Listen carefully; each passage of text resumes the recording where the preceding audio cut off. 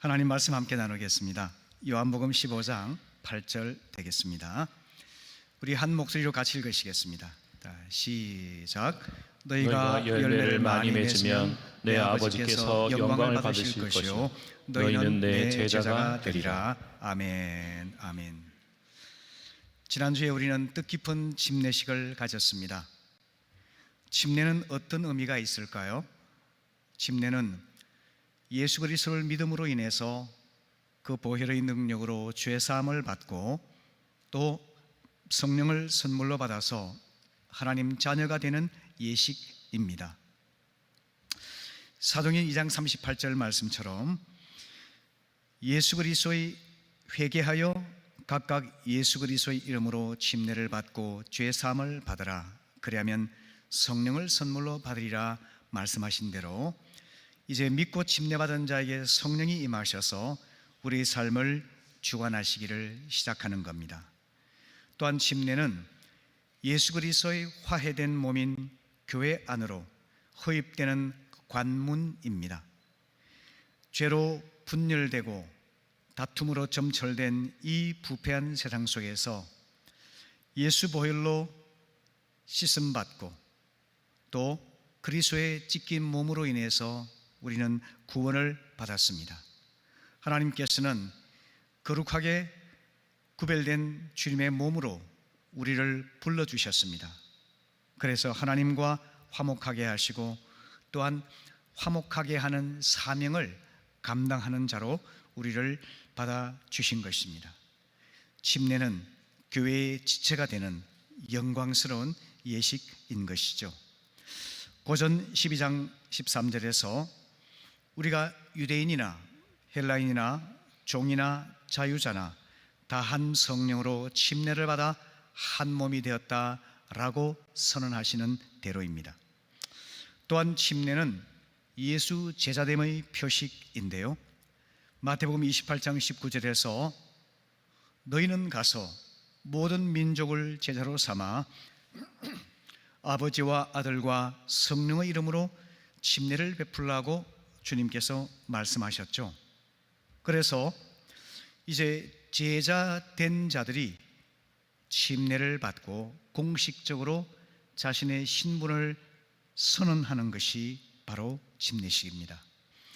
침례를 받아 예수 제자 된 사람들이 어떻게 하면 제자의 길을 잘 걸어갈 수가 있을까요? 그 예수 제자의 특징은 성경을 살펴보게 되면요, 세 가지 부정적인 특징과 한 가지 긍정적인 특징을 주님께서 말씀하심을 알 수가 있습니다. 오늘 짤막하게 그 이야기들을 함께 나누려고 합니다. 첫 번째 부정적인 특징은 누가복음 14장 25절에서 발견할 수가 있는데요, 수많은 무리가 함께 갈 새 예수께서 돌이키셔서 말씀하셨습니다. 그 말씀의 내용이 뭐냐면 바로 부모나 형제나 심지어 자기 자신보다도 예수님을 더 사랑하지 않는 자는 제자에게 합당하지 않다라고 하는 것입니다. 이 부정적인 말씀을 통해서 주님께서는 최고의 사랑을 주님께 바치는 자가 제자로 합당한 사람이다, 이렇게 말씀하시는 겁니다. 이 이야기의 배경은 이렇습니다. 주님께서 십자가를 지기 위해서 예루살렘으로 올라가실 때에 수많은 무리가 따라왔는데요, 그 중에 어떤 사람은 군중 심리에 의해서 따라왔습니다. 또 어떤 사람은 병고침을 받기 위해서 따라왔습니다. 다른 사람은 자신의 삶의 문제를 해결받기 위해서 따라왔습니다. 또 어떤 사람은 로마의 압제로부터 조국을 해방시켜 줄 해방자로 기대하면서 예수님을 따라왔습니다. 이처럼 수많은 무리가 다양한 동기와 목적을 가지고 주님을 따라왔는데요, 주님은 그들에게 듣기 좋은 말을 하시고 놀라운 기적을 일으켜서 환심을 사려고 애쓰지 않으셨습니다. 오히려 주님께서는 그들의 관심사를 외면하시면서 심지어 자신을 따르지 못하도록 사람들을 걸러내리고까지 하신 것입니다. 그것을 보여주는 말씀이 바로 돌이키사라는 단어인데요, 주님이 뒤를 따라오던 사람들을 뒤돌아보시면서 제자가 되기 위한 조건이 무엇인지를 분명하게 알려주십니다. 그것은 제자로서 누릴 수 있는 복과 혜택과 유익에 대해서 홍보하기는커녕 제자로서 부딪혀야 될 어려움과 희생과 위험에 대해서 강조하신 것입니다. 바꿔 말하면 제자가 치러야 될 대가가 매우 크기 때문에 신중하게 생각하고 결단하라는 말씀입니다. 왜 주님께서는 강한 어조로 부정적인 말씀을 하셨을까요? 주님께서 더 부드럽게 말씀하셨더라면 더 많은 사람이 따라오지 않았겠습니까? 하지만 주님은 그렇게 하지 않으셨죠. 우리 주님은 이기적이고 형식적이고 그리고 무기력한 대중을 원하시는 것이 아니라 전 생애를 걸고 헌신하는 신실한 소수의 사람을 원하셨기 때문입니다. 오늘날 많은 사람들이 교회를 다니고 있습니다마는 자신이 필요와 이익을 위해서 따르는 사람들이 있습니다. 그들은 영적인 소비자라고 말씀드릴 수가 있겠죠. 그리고 그 소비자 중에서 열광적으로 주님을 따르는 사람들, 그래서 시간과 물질과 재능을 일부 바치는 사람들이 있죠. 그들은 영적인 팬이라고 말씀드릴 수가 있겠습니다. 하지만 제자는 삶의 일부가 아니라 자신의 전 존재와 생애를 바쳐서 따르는 사람이라고 말씀드릴 수가 있는 것입니다. 우리 주님은 수많은 소비자나 팬을 거느린 스타가 되기를 원하지 않으셨습니다. 오히려 적지만 신실하게 주님을 따르는 제자를 키우기를 원하셨던 것입니다. 그래서 주님께서는 누가복음 14장 26절에서 말씀하시는 거죠. 같이 읽어보실까요? 시작. 무릇 내게 오는 자가 자기 부모와 처자와 형제와 자매와 더욱이 자기 목숨까지 미워하지 아니하면 능히 내 제자가 되지 못하고. 무서운 말씀을 하고 계시죠. 여기서 미워한다는 말은요, 덜 사랑한다는 상대적인 사랑의 뜻입니다. 그리스도를 따르는 제자는 주님만을 최고로 사랑하기 때문에 다른 대상에 대해서는 덜 사랑하게 되어야 한다는 말씀이십니다. 우리에게 소중한 가치들이 있죠. 부모를 공경하는 것, 가족을 사랑하는 것, 또 형제를 사랑하는 것, 심지어 자기의 존재를 사랑하는 자기의 이런 소중한 가치들 이전에 하나님을 최우선으로 사랑하는 자만이 참된 제자가 될 수 있다는 말씀인 것입니다. 그처럼 주님을 최우선으로 사랑하는 우선순위가 정립된 사람이 예수 제자라고 하는 것입니다. 여러분, 오늘 이 아침에 우리 성도님 한 분 한 분이 우리 하나님을 최고로 사랑하는 참된 예수 제자로 출발할 수 있기를 바랍니다. 아멘. 찬송가 92장의 말씀처럼 주 예수보다 더 귀한 것은 없네. 세상 부귀도 즐거움도 자랑도 다 버리고 주 예수보다 더 귀한 것은 나에게 없다고 최고의 사랑을 고백하는 그런 믿음이 있게 되기를 바랍니다. 그것을 보여주는 한 아름다운 예가 누가복음 7장에 나오는데요, 우리가 알고 있는 대로 한 여인이 아주 값비싼 향유 든 옥합을 깨뜨렸습니다. 그리고 먼지 가득한 주님의 발에 그 향유를 부었죠. 그 향유는 가난한 여인에게 있어서 전 재산이나 다름없는 것이었죠. 하지만 그녀는 향유가 든 옥합을 깨뜨려서 주님께 최고의 사랑을 표현하였던 것입니다. 바로 그것이야말로 예수 제자의 표지가 된다라는 말씀을 드리는 것입니다. 두 번째는 절대 주권이 되겠는데요, 누가복음 14장 33절을 보시게 되면은 이와 같이 자기의 모든 소유를 버리지 아니하면 능히 내 제자가 되지 못하리라 주님께서는 부정 말씀을 하십니다. 자기의 모든 소유를 버려야 제자가 될 수 있다는 말씀의 참 뜻은 무엇일까요? 전 재산을 교회에 바쳐야 된다는 뜻일까요? 수도사가 되어야 된다는 뜻일까요? 그렇지 않습니다. 주님의 진의는 단지 돈을 말씀하시는 것이 아니라 우리 마음의 보배, 즉 우리 마음의 끌림을 받고 우리가 집착하고 욕심내는 것, 그것을 지적하신 것입니다.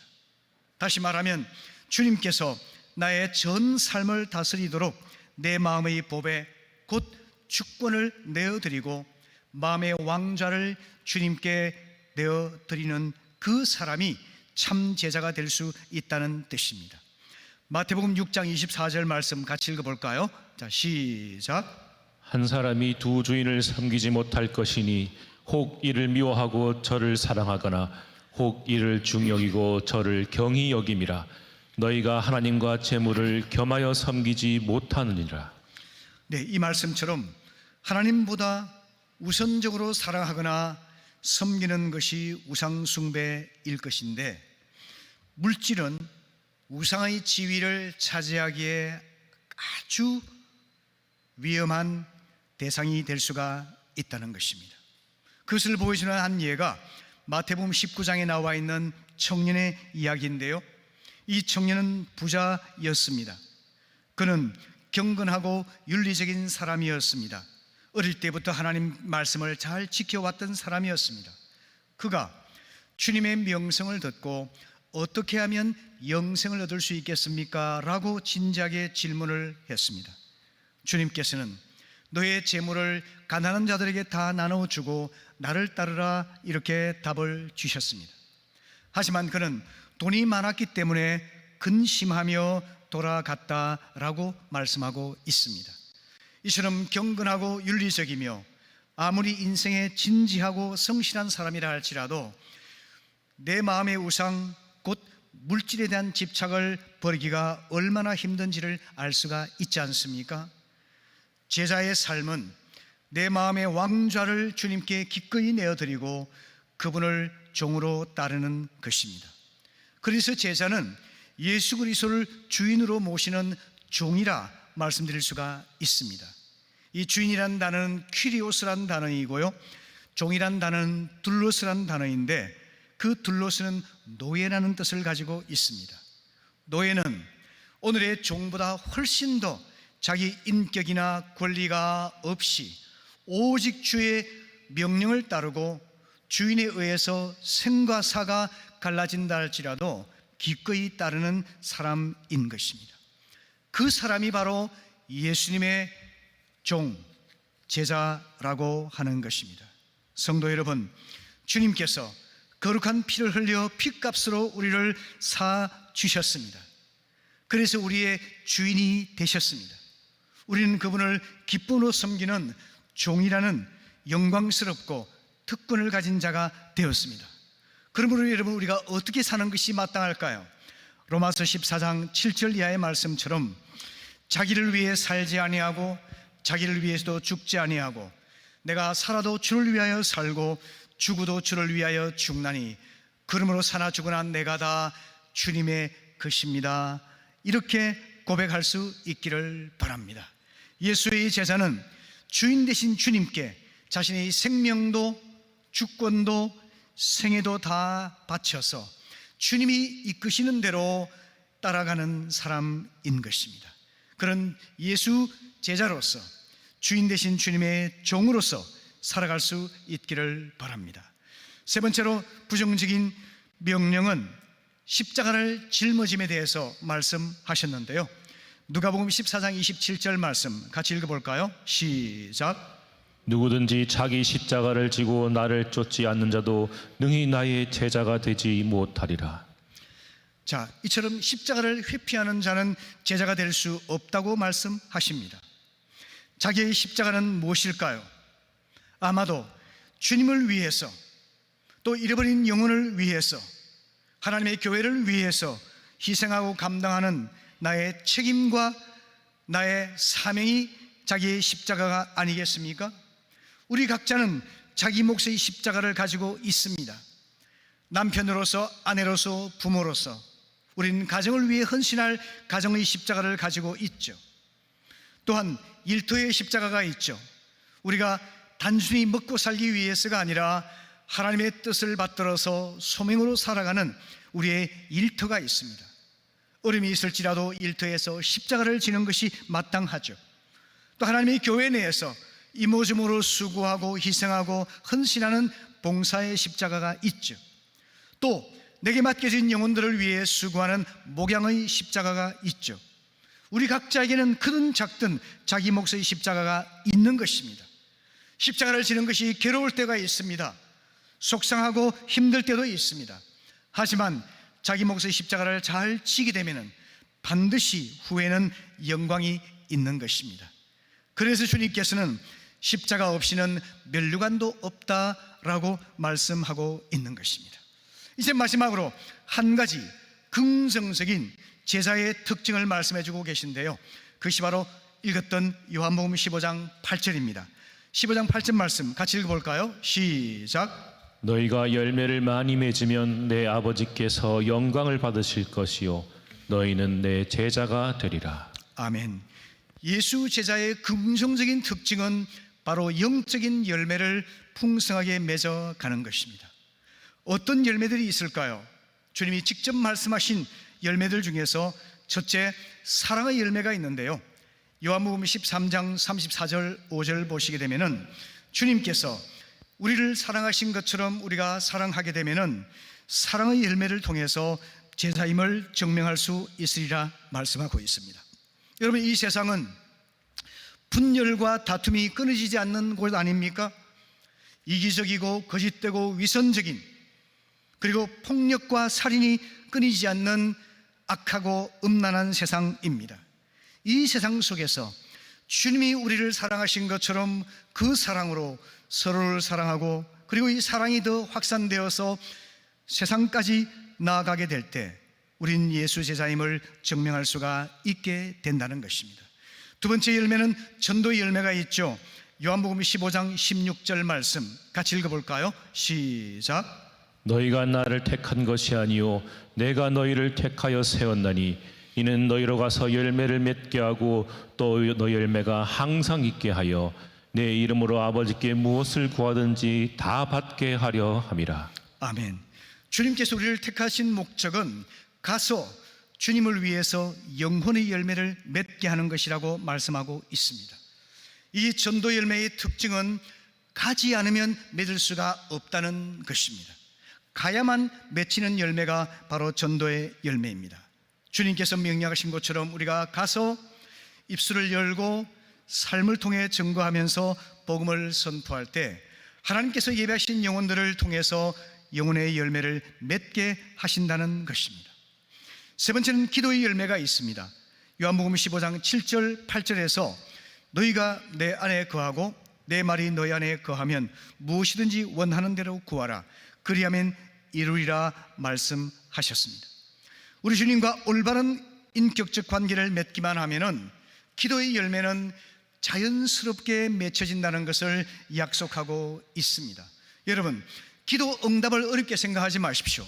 우리가 주 안에 있기만 한다면, 주님 뜻 안에 살아가기만 한다면 우리의 소원과 기도는 자연스럽게 응답될 수가 있음을 꼭 믿으시기를 바랍니다. 하나님은 주기 싫어가지고 감추시고 인색한 분이 아니세요. 자녀에게 풍성하게 베풀기를 원하시는 좋으신 아버지가 되십니다. 그러므로 주 안에 거함으로 인해서 우리 기도가 자연스럽고 풍성하게 맺혀지는 제자의 삶을 살아가시기를 바랍니다. 또한 특별히 요한복음 15장 16절 말씀에 보게 되면은 주님께서 이렇게 말씀하셨죠. 너희로 가서 열매를 맺게 하고 또 너희 열매가 항상 있게 하여 내 이름으로 아버지께 무엇을 구하든지 다 받게 하려 함이라 말씀하셨습니다. 이 말씀의 의미가 뭘까요? 중요한 내용입니다. 하나님이 가장 기뻐하시는 복음 전도와 영혼 구원의 사역에 헌신하게 되면은 열매가 풍성할 뿐만 아니라 우리가 주님께 드린 기도가 언제든지 자연스럽게 응답됨을 말씀해주고 있는 것입니다. 그러니까 하나님 나라와 하나님의 영광을 위해 헌신하게 되면은 우리 기도는 주님 뜻 안에서 자연스럽게 이루어질 수가 있다는 말씀입니다.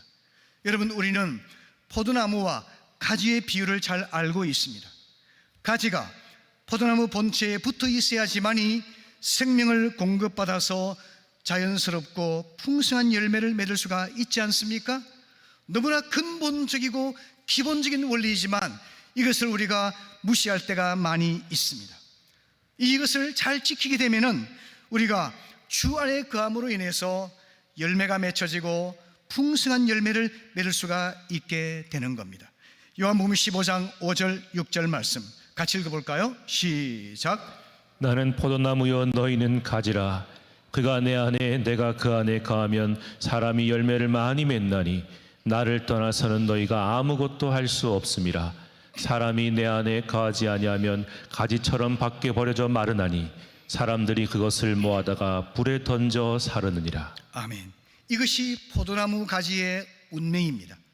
가지가 본체에 잘 붙어 있기만 한다면 열매를 맺고 영광을 드러냅니다. 하지만 본체 안에 붙어 있지 않으면 밖에 버려져 멸시를 당하고 불태워 없어지게 되는 것입니다. 이것이 신자의 삶에도 그대로 적용이 됩니다. 제자의 삶에 적용이 됩니다. 우리가 말씀과 기도를 통해서 주님과 친밀한 관계를 이어가시기를 바랍니다. 그를 통해서 말씀에 순종함으로 인해서 우리 안에서 열매가 자연스럽게 맺혀질 수 있기를 바랍니다. 이제 침례 받으신 분들 그리고 모든 성도님들이 주 안에 거하는 삶을 지속적으로 연습하시기 바랍니다. 이것은 하루아침에 이루어지는 것이 아닙니다. 게으름과 싸우시기를 바랍니다. 세상적인 욕심과 싸우시기를 바랍니다. 육적인 습관과 싸우시기를 바랍니다. 특별히 교회를 섬기는 헌신적인 봉사자들이 명심할 내용이 있는데요. 여러분, 주님을 위한 활동으로서 주님과의 관계를 대체하는 어리석음을 범하지 마시기를 바랍니다. 열매는 활동이 아니라 관계에서부터 나온다는 사실을 꼭 기억하십시오.